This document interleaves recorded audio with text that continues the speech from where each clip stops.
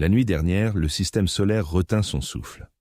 À 4 heures temps universel, le 3 octobre, la comète interstellaire dénommée 3I frôla Mars de près. Ce fut l'approche la plus intime qu'elle ait effectuée jamais avec une planète au cours de son périple unidirectionnel à travers notre système. Pendant des mois, les astronomes s'étaient préparés à cet instant. Pourtant, ni la NASA, ni l'ESA, ni même les chasseurs de comètes les plus expérimentés n'étaient prêts pour l'événement qui se déroula. Tandis que le noyau glacé de la comète glissait en silence dans le vide spatial, à seulement 29 millions de kilomètres de Mars, tous les engins spatiaux en orbite autour de la planète rouge dirigèrent leurs regards vers l'intruse. Le Mars Reconnaissance Orbiter, Mars Express, MAVEN, l'ExoMars Trace Gas Orbiter. Chacun d'eux avait ses instruments finement réglés. Sur les plaines poussiéreuses de Mars, les rovers tels que Perseverance reçurent des missions d'écoute secondaires, leurs capteurs ajustés pour détecter les moindres variations atmosphériques. L'humanité n'avait jamais été aussi proche d'observer un voyageur interstellaire en temps réel. Et pendant un moment, tout semblait ordinaire. Un faible éclat vert émeraude, un halo fin de poussière, une longue queue orientée vers le soleil. Classique, jusqu'à ce que ça ne le soit plus. La comète s'illumina d'abord progressivement, puis de manière spectaculaire, comme si un interrupteur secret avait été actionné. Sa chevelure s'élargit, irradiant d'une luminosité qui obligea les appareils à se recalibrer en pleine observation. Des jets de gaz jaillirent de sous sa croûte. Pas la vapeur d'eau habituelle, mais des explosions de dioxyde de carbone et de molécules de cyanogène, rarement observées en telle proportion. Les spectrographes s'allumèrent de signatures que les scientifiques n'avaient modélisées qu'en théorie. Pour les contrôleurs de mission, cela ressemblait moins à une comète effleurant une planète qu'à un visiteur se manifestant ouvertement. Puis surgirent dans les aurores. Mars, avec son atmosphère ténue et ses champs magnétiques irréguliers, en accueille rarement. Pourtant, aux heures entourant le survol, les instruments repérèrent des lueurs ultraviolettes soudaines ondulant sur son hémisphère nocturne. Des aurores bien plus vives que n'importe quel événement solaire n'aurait pu en produire. La cause remonta au passage de la comète. C'était comme si 3I Atlas avait effleuré l'atmosphère martienne et l'avait laissé vibrer. Mais le véritable choc survint quelques minutes plus tard. Des fragments se détachèrent du noyau cométaire. Des sondes en orbite haute au-dessus de Mars capturèrent les éclats scintillants qui s'enroulèrent en spirale. Au lieu de suivre des trajectoires balistiques simples, ces débris se tordirent, formant des motifs inédits pour une désintégration cométaire. Certains chercheurs parlèrent d'un écaillage en spirale, d'autres d'un déplacement coordonné. Les plus superstitieux murmurèrent un terme que la plupart des astronomes évitent, guidé. Presque aussitôt, l'ExoMars Trace Gas Orbiter détecta une autre irrégularité, une pointe brutale de méthane dans la haute atmosphère martienne. Pendant des décennies, le méthane représentait l'énigme majeure de la planète, surgissant en bouffées étranges et éphémères avant de s'évaporer sans laisser de traces. Mais cette fois, la montée de méthane était incontestable, aiguë et synchronisée à la perfection avec le passage de la comète. Est-ce que 3I Atlas avait ensemencé Mars d'exotiques glaces, ou la radiation cométaire avait-elle réveillé une présence endormie sous la croûte? Personne n'en avait idée. Mais le moment choisi était trop précis pour être ignoré. Et vint le signal. Il démarra faible, noyé dans le bruit, un bourdonnement bas pulsant toutes les 22 secondes. Au début, les ingénieurs de la NASA le rangèrent au rang de parasite instrumental. Mais ensuite, Mars Express de l'ESA confirma le même rythme, capté depuis un point d'observation totalement différent. 2 engins, 2 instruments, une pulsation identique. Pendant près d'1 heure, elle résonna dans les journaux de bord d'émission. Pas assez puissante pour une émission, pas assez aléatoire pour être écartée. Des interactions plasmiques, déclara plus tard la version officielle. Une résonance naturelle entre la queue chargée de la comète et la croûte magnétisée de Mars. Mais, dans les salles de contrôle, des murmures s'élevèrent. Et si ce n'était pas naturel? Pendant ce temps, les astronomes amateurs sur Terre saisirent leurs propres fragments du mystère. La lueur de la comète s'intensifia d'un vert émeraude profond sur des photos à longue exposition. Habituellement, cette brillance provient de molécules de carbone diatomique excitées par le Soleil. Mais les observateurs notèrent que l'intensité avait presque doublé après le survol de Mars. Bien que la comète ait capté une forme d'énergie lors de cette rencontre et qu'elle brûle désormais avec plus d'intensité, une luminosité accrue et une allure plus insolite, les rumeurs se propageaient à une vitesse fulgurante.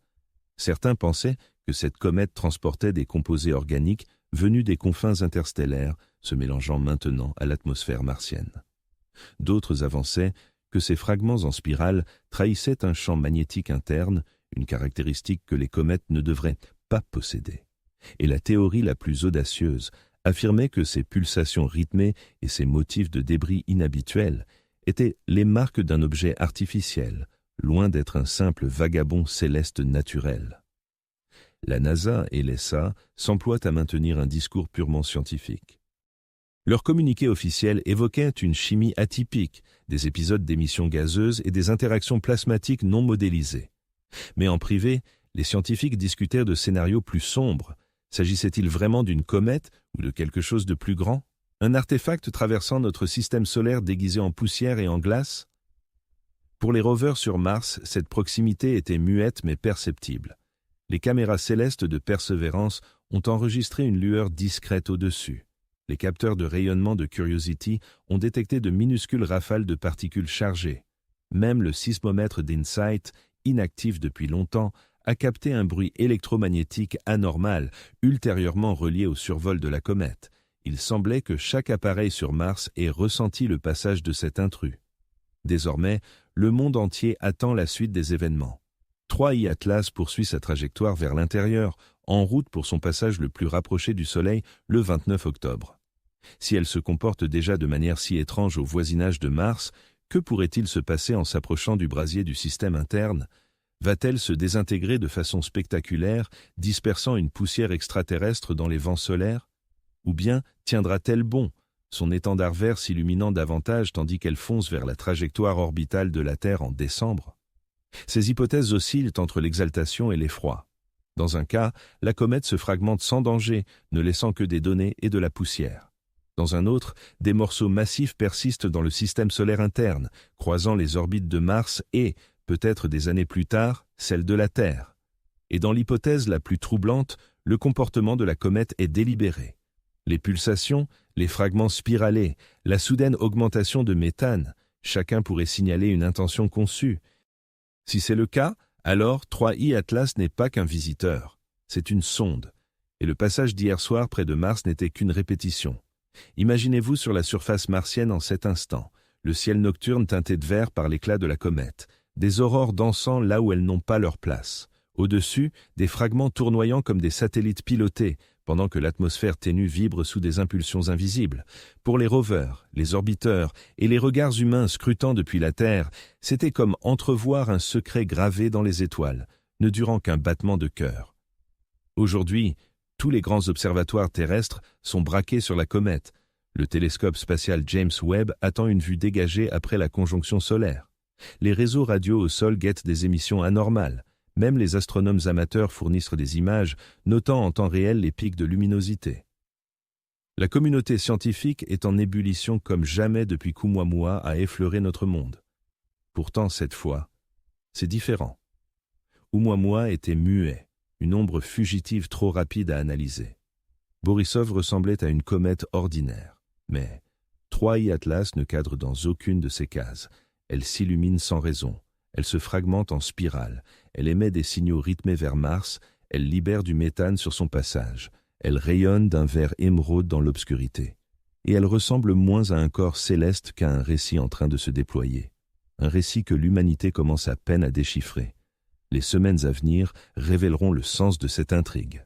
Si 3I Atlas franchit le périhélie indemne, le chapitre suivant pourrait se jouer dangereusement près de la voie orbitale terrestre. Et si elle explose sous la chaleur solaire, ses débris se disperseront. Chacun portant la même chimie étrangère, les mêmes énigmes, les mêmes interrogations sans réponse. Mais un fait reste irréfutable. Après cette nuit, Mars porte une empreinte. Des aurores là où elles ne devraient pas briller. Du méthane là où il ne devrait pas surgir. Des pulsations là où le silence devrait régner. Ainsi, quand les historiens se retourneront sur le 3 octobre en 2025, peut-être ne se rappelleront-ils pas cet événement comme un banal passage de comète. Peut-être le retiendront-ils comme cette soirée où l'humanité prend conscience que les hôtes venus des confins de l'espace n'arrivent pas toujours en silence. Que parfois, ils frôlent un monde et s'en vont en semant davantage d'énigmes que de solutions.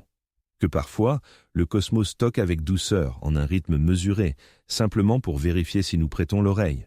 Et si 3IL s'avère bel et bien plus complexe qu'il n'y paraît, alors la nuit d'hier n'a pas marqué une clôture. Elle a inauguré un prélude, le premier volet d'un spectacle qui s'étend jusqu'aux astres les plus lointains. La seule interrogation qui subsiste porte sur notre rôle. Sommes-nous de simples spectateurs ou des acteurs impliqués dans cette intrigue? Car Mars n'était pas isolé hier soir, et nous non plus.